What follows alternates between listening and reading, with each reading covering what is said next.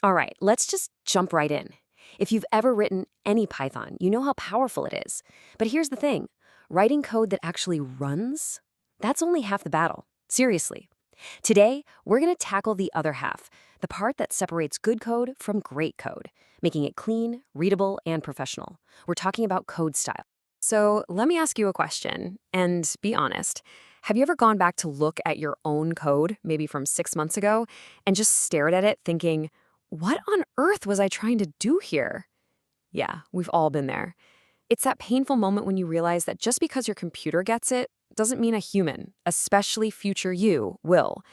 And that, my friends, is a huge problem. And that really gets to the heart of what code style is all about. Look, it has nothing to do with changing what your code does. Its function, its behavior, that all stays exactly the same.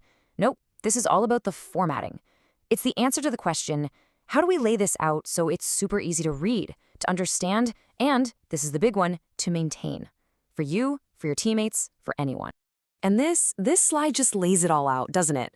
On one side, you've got readable code. That means clarity, that means smooth collaboration. It just works. But on the other side, you've got that confusing, tangled mess. That means ambiguity, wasted time, and a whole lot of frustration. This makes it so clear. Good style isn't just some nice-to-have feature. It's absolutely crucial to being a good developer. So the big question is, how do we get to that beautiful, readable code? Well, the good news is we don't have to just make it up as we go. The Python community actually has an official, standardized answer for this, and it's called PEP 8. So what is PEP 8? Well, PEP stands for Python Enhancement Proposal, and PEP 8 is basically the official style guide. Think of it as the ultimate rulebook for how to format your Python code. It gives us super clear recommendations for pretty much everything, from how you lay out your code to what you name your variables. It's all about maximizing readability. Okay, so theory is great and all, but let's see how this stuff actually works in practice, right? In this next part, we're going to get our hands dirty and break down some of the most critical, high-impact rules from PEP 8 that you can literally start using today. First up is a big one, the number 4. In the world of Python, this is kind of like a magic number. You know that Python uses indentation to figure out which code belongs where, like what's inside a function or an if statement. Well, PEP 8 is super clear about this. You should always use 4 spaces for each level of indentation. Not tabs, not 2 spaces, always 4. And here's a perfect, simple example. Just look at how clean that is. The print statement is obviously nested inside that if block because it's indented with exactly 4 spaces. That one simple visual cue makes the entire structure of the code immediately obvious. Trust me, this is one of the easiest changes you can make to instantly level up your code.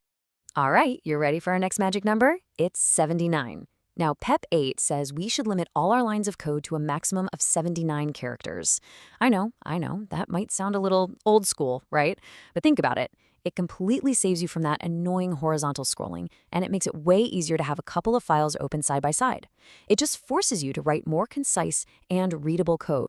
So let's take a look at how that works. Instead of having one ridiculously long line that just shoots off the side of your screen, you can use parentheses to break it up really neatly. See how much easier this is to read? Each part of that total price calculation gets its own line. You can instantly see what's going into it. It's so much clearer. Okay, moving on from layout, PEP 8 also has some really important rules for how we name things. For your variables and your functions, the standard is lowercase with underscores. You'll hear people call this snake case. Then for constants, variables that should never, ever change, we use all uppercase. And just as important, use a single space around your operators, like the equal sign or a plus sign. It just gives your code some room to breathe. And wow, this slide just pulls it all together so nicely. Check it out. We've got our constant, max users, in all caps, just like it should be. Our variable, current underscore users, is in perfect snake case. You can see the nice spacing around the equals and minus signs. And that blank line in the middle, it visually separates the setup from the actual calculation. See, this isn't just code anymore. It's clean, it's self-documenting, and honestly, it's just a pleasure to read. Whew, we have covered a lot of ground, haven't we? We've talked about the why behind code style all the way to the how with some specific PEP 8 rules. So let's bring it all home and boil this down to the key takeaways you really need to remember on your journey to writing truly professional code. And here it is, the whole thing boiled down to 4 simple steps. Number 1, make PEP 8 your best friend. Follow it. Number 2, Always use 4 spaces for your indentation. Number 3, keep your lines under that 79-character limit. And finally, number 4, never forget the ultimate goal here: write code that is clear, that is readable, and that is maintainable. If you can do that, you're not just a coder anymore, you're a craftsperson. So, at the end of the day, these aren't just a bunch of random rules somebody made up. They are a shared language that we, as developers, use to communicate with each other through our code. Following them doesn't just make your code look better, it elevates your work from a simple personal script into a professional, collaborative product. So with all that in mind, the real question is for you: how are you going to style your next Python project?